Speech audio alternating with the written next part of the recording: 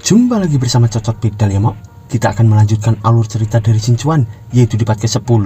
Langsung saja. Besi berkarat jangan dimut. Dan cerit cerut. Pada part kali ini kita diperlihatkan Feng Xiao di sana yang melihat ke arah Xinchuan, dan ia pun terkejut berkata, "Apa yang kau lakukan?" Di sana Xinchuan pun menjawab, "Aku cuma seorang ayah biasa, tidak perlu gugup. Aku di sini untuk membantumu." Lalu Feng Xiao pun berkata, "Ayah biasa? Apa mungkin yang dikatakan ibuku kepadaku itu benar? Feng Cheng bukan ayah kandungku, dan kaulah ayah kandungku. Kau datang untuk memberitahuku?" Lalu Xinchuan di sana pun makin bingung, dan ia pun berkata, "Hei, aku pikir kau salah paham. Aku di sini untuk membantumu membuat marah keluarga Feng untuk membalaskan dendammu." Lalu Feng Xiao di sana pun terkejut berkata, "Apa? Keluarga Feng balas dendam untukku? Bukan balas dendam untuk paman lu, ayah." Lalu Xinchuan di sana pun makin marah berkata, "Ayah gundulmu, biarkan aku membantumu. Ayah yang diidentifikasi itu fana." Sambil ia pun menyerang ke arah Feng Xiao itu. Di sana Feng Xiao pun terpental dan kepalanya pun tertembus oleh serangan dari Xinchuan itu. Di sana ia pun berkata, "Aku Feng Xiao, besar kecil." Plok. Dan ia pun terjatuh tepar moka di hadapan Xinchuan. Dan beberapa saat kemudian kita diperlihatkan sebuah tangan yang mengeluarkan aura membara api. Ternyata itu adalah tangan dari Xinchuan, dan ia pun berkata, "Jika kau menghabisi seseorang, kau harus menghancurkan bukti dan jejakmu. Seperti kata pepatah, menghabisi hanyalah masalah." Sambil ia pun membakar Feng Xiao itu dengan kobaran api membara. Tapi tiba-tiba dari sana terdapat dua cahaya yang berkilau, dan Xinchuan pun berkata, "Kenapa aku lupa mengambil cincin ruangnya? Akan disayangkan jika itu terbakar." Sambil ia menempuk kepalanya, lalu ia pun berkata lagi, "Cincin ruangnya masih perlu diambil. Menghabisi orang bukanlah cara untuk merebut harta, dan itu tidak sejalan dengan motif vegetarian Xinji untuk menghabisi Feng Xiao." Sambil ia pun mengambil dua cincin penyimpanan itu, dan di sana ia pun berkata lagi, "Untungnya aku punya kebiasaan menggosok kepala Xinji pada hari biasa, dan kadang-kadang aku bisa mengambil sebagian rambutnya. Jika tidak, aku harus khawatir tentang rencana penanaman." Sambil ia menaburkan beberapa rambut Xinji ke TKP itu, dan beberapa saat kemudian kita diperlihatkan gerbang kota Mingwu. Terdapat tuan kota bersama Xinji, dan Xinji pun berkata, "3 hari telah berlalu, namun rasanya seperti setengah tahun telah berlalu, tuan kota." Lalu tuan kota pun menjawab, "Ini adalah pengalaman yang diinginkan ayahmu, hanya waktu yang akan memberimu pengalaman." Sambil mereka berdua pun sudah sampai di depan rumah Xinchuan. Di sana Xinji pun memberi hormat sambil berkata, "Aku sangat berterima kasih kepada Tuan Kota Bai karena sudah merawatku kali ini." Dan Tuan Kota pun menjawab, "Sama-sama, aku tidak akan menemui ayahmu karena sudah larut. Kamu seperti keponakanku sendiri, tentu saja aku harus menjagamu."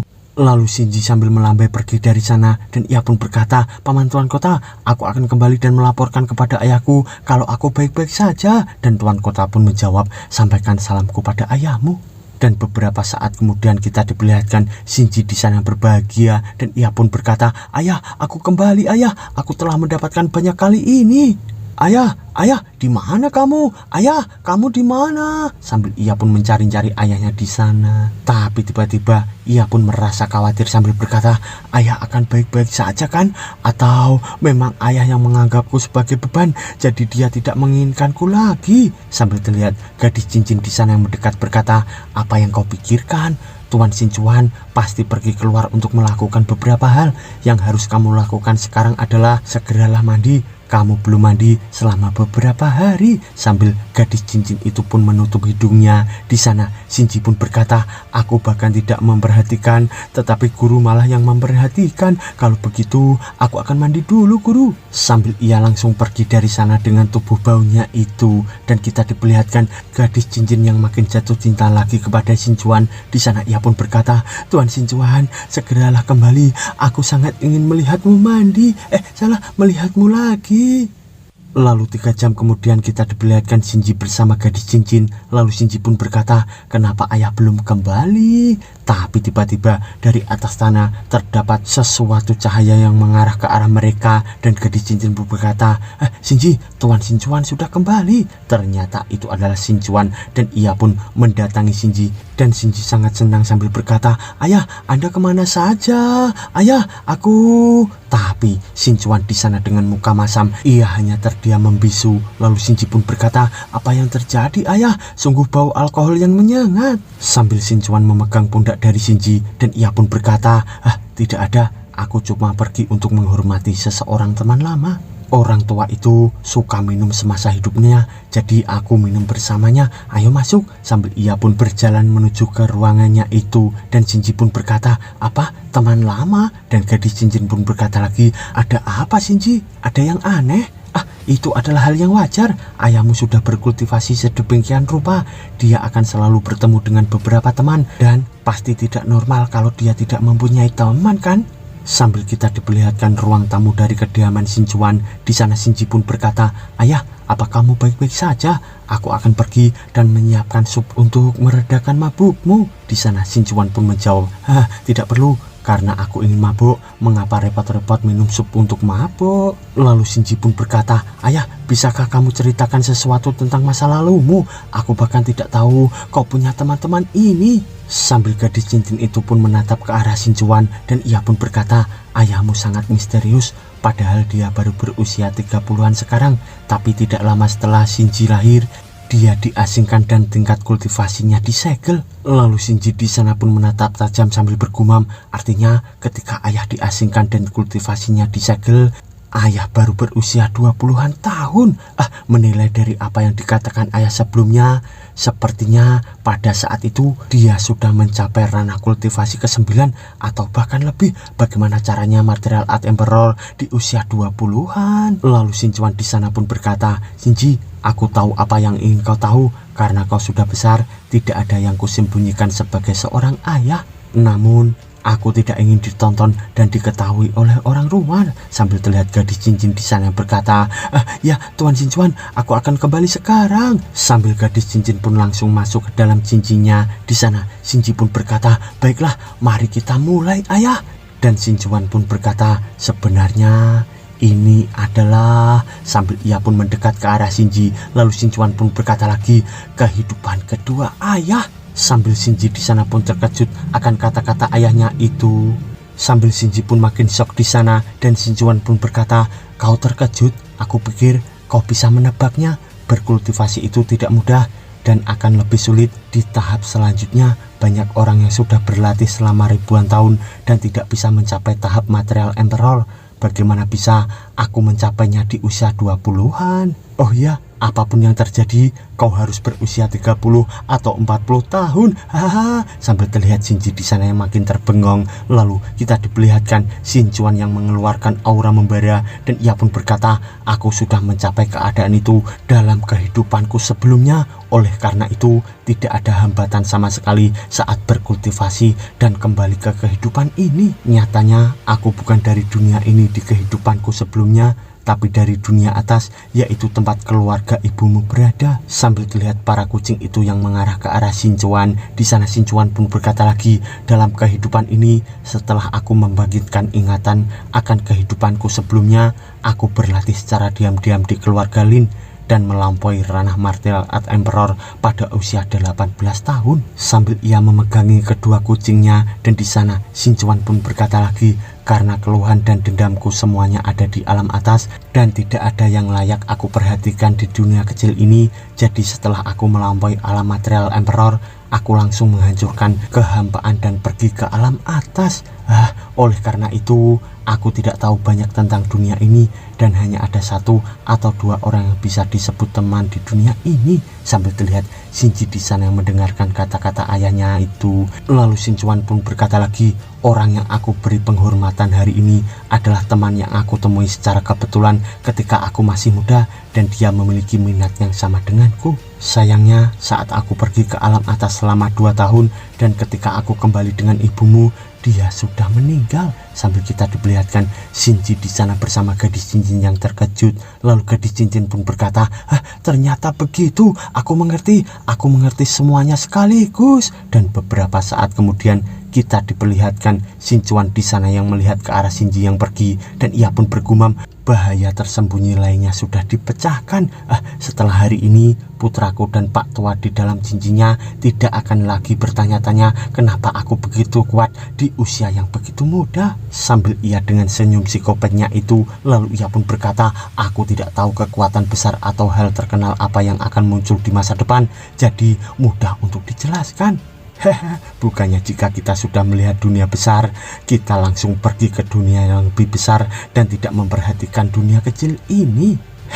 Hei, lihatlah otak kita. Adapun seperti apa batas atas itu, pada dasarnya tidak ada batas atas. Itu tidak penting. Sambil ia pun melihat ke arah dua kucingnya yang tertidur.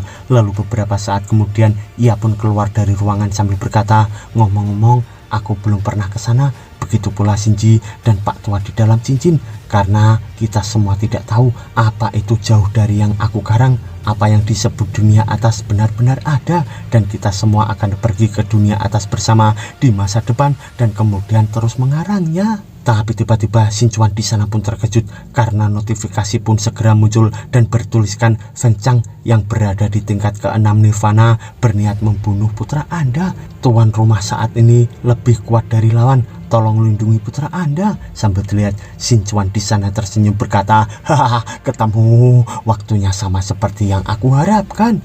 Sistem, jangan pilih-pilih. Kau akhirnya mengingatkanku sekali. Setidaknya beritahu aku sesuatu. Lalu sistem pun muncul lagi bertuliskan terdeteksi bahwa pihak lain berasal dari keluarga praktisi dan teknik rahasianya sangat kuat. Selamat kepada tuan rumah. Teknik rahasia pencapaian langit tingkat atas Ki, pertempuran 9 naga dan kompensasi dari sistem.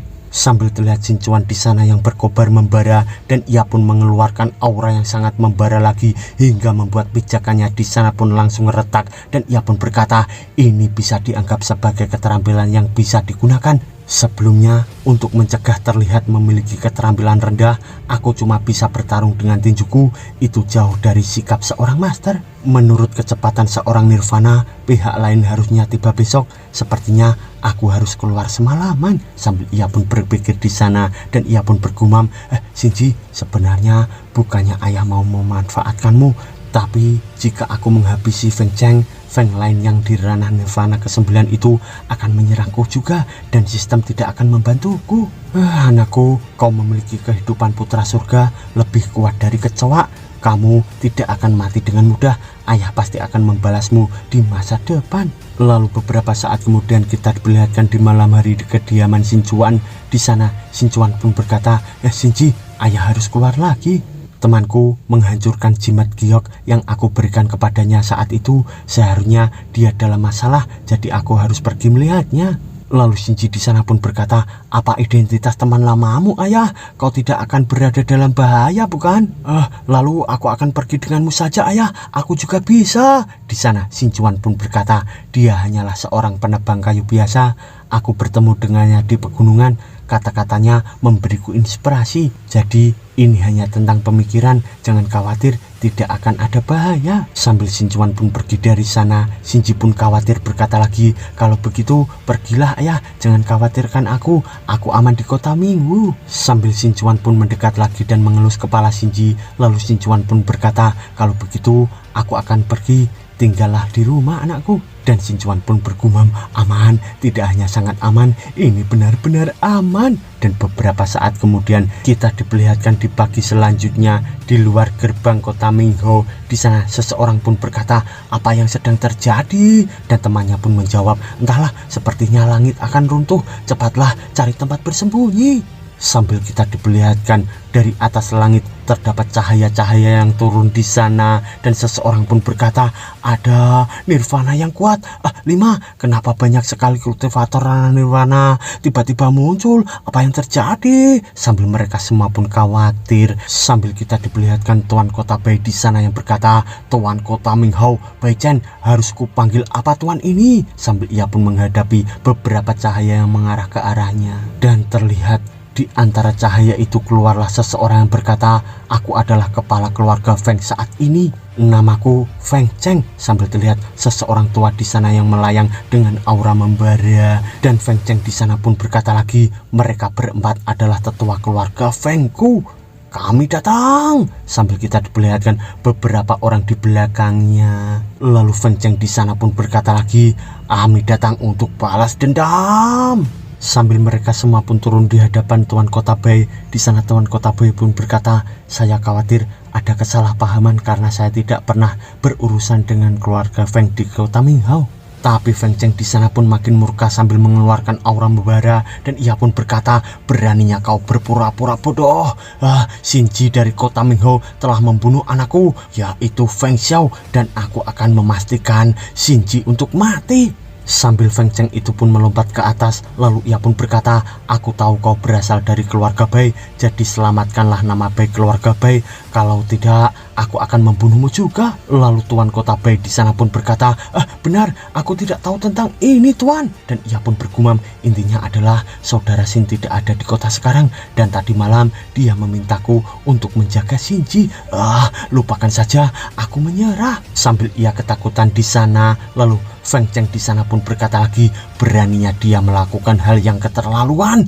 Lalu Tuan Kota Bai pun berkata lagi, dengan adanya sampah seperti itu di kota Minghao, aku sebagai penguasa kota memiliki kewajiban untuk melakukannya. Silahkan pergi ke kediaman Tuan Kota untuk minum teh terlebih dahulu Tuan, sementara aku secara pribadi pergi dan menangkap anak nakal itu. Lalu Feng Cheng pun menjawab, itu tidak perlu, dan Tuan Kota pun menunjuk ke arah sana sambil berkata, kalian berdua datang dan bawa 5 tamu terhormat ke kediaman Tuan Kota untuk minum teh dulu. Sambil terlihat Feng Cheng di sana yang hanya terbengong. Lalu beberapa saat kemudian kita diperlihatkan kediaman dari Xinchuan. Di sana Xinji sedang berlatih berkata, bangun pagi-pagi sekali dan nikmati sinar matahari. Tapi tiba-tiba ia pun dikejutkan karena Tuan Kota pun datang di depannya. Xinji pun berkata, Paman Bai, apa yang begitu mendesak? Dan Tuan Kota Bai pun menjawab, lari untuk hidup kalian. Sambil ia pun menggandeng Xinji di sana, dan Tuan Kota pun berkata lagi, kau telah menghabisi Feng Xiao. Keluarga Feng telah mengirim 5 pembangkit tenaga listrik alam nebula ke kota Minghao untuk membunuhmu.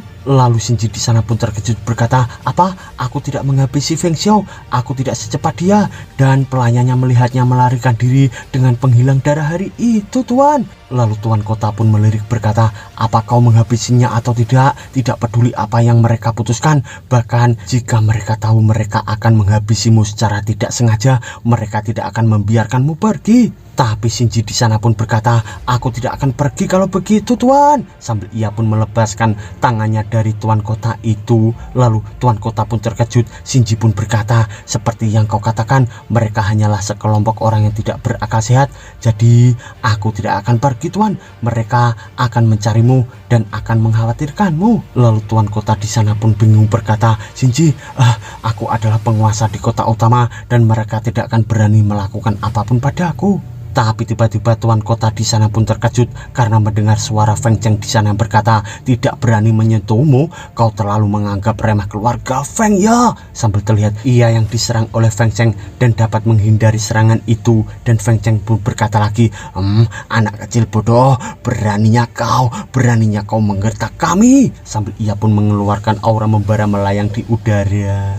Lalu Tuan Kota pun ketakutan berkata, 5 Master, aku menjamin atas namaku sendiri bahwa Xinji tidak berbohong dan orang lain pasti telah membunuh anak Anda. Lalu Feng Cheng pun berkata, aku harus menunggu sampai aku membunuh anak ini sebelum aku menyelidikinya. Sambil ia pun makin mengeluarkan aura membara yang diarahkan ke arah Tuan Kota Bai, hingga Tuan Kota Bai di sana pun terjatuh dan ia pun berkata, Xinji, lari. Lalu Xinji pun berkata, Paman Bai, aku tidak akan melupakan kebaikanmu. Sambil ia pun emosi di sana. Dan tiba-tiba gadis cincin di sana pun merasuki Xinji. Di sana Xinji pun berkata, Suayi, aku akan merasakannya. Ada baiknya mencari pisau. Sambil ia melesat dengan cepat pergi dari sana, Feng Cheng pun berkata, hanya puncak dari alam yang murni masih ingin lari dariku. Kejar bocah tengik itu. Tapi tiba-tiba ia pun dihajar seseorang di sana. Ternyata itu adalah Tuan Kota Bai, dan ia pun berkata, ini bukan cara untuk menggertak anak muda.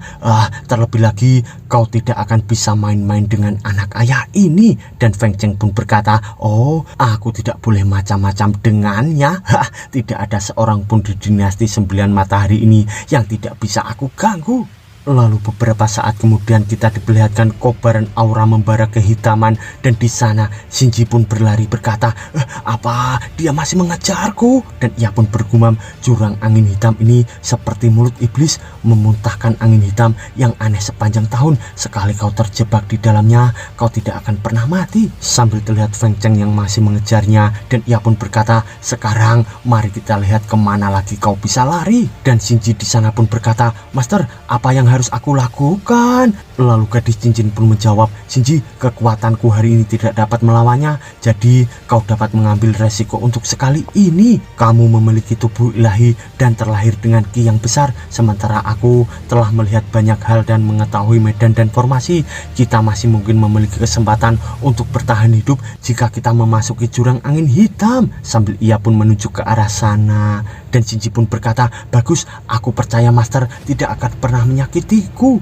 Sambil terlihat Feng Cheng di sana yang makin emosi, dan ia pun berkata, mau melarikan diri tidak semudah itu, pergilah ke neraka. Sambil ia pun mengeluarkan tinjunya yang diarahkan ke arah Shinji dengan kobaran yang membara. Shinji di sana pun bergumam, sudah berakhir, aku tidak bisa melawan, aku tidak bisa menghindar, dan aku tidak bisa menahan kekuatan pukulan ini. Maafkan aku ayah karena telah mempermalukanmu. Sambil ia pun membayangkan ayahnya di sana, dan tiba-tiba terlihat benturan aura membara kehitaman bersama kekuningan di sana. Sambil seseorang di sana mencegah Feng Cheng, dan ia pun berkata, Patria, berhati-hatilah, angin iblis ini tidak main-main. Jika kau terjebak dalam jurang angin hitam, itu akan menjadi akhir dari segalanya. Patria, biarkan saja, maka Shinji pasti akan mati jika dia terjebak di dalamnya. Kami akan membalaskan dendam. Lalu Feng Cheng pun melihat ke arah angin itu, dan ia pun berkata, aku benci karena aku tidak menghancurkanmu berkeping-keping dengan tanganku sendiri, bocah. Tapi tiba-tiba mereka berlima pun terkejut karena seseorang bertepuk tangan di depannya sambil berkata, itu nilai 95 dari 100. Ternyata itu adalah Shinjuan, dan ia pun berkata, jika lebih keras itu akan menjadi nilai sempurna. Dan bersambung.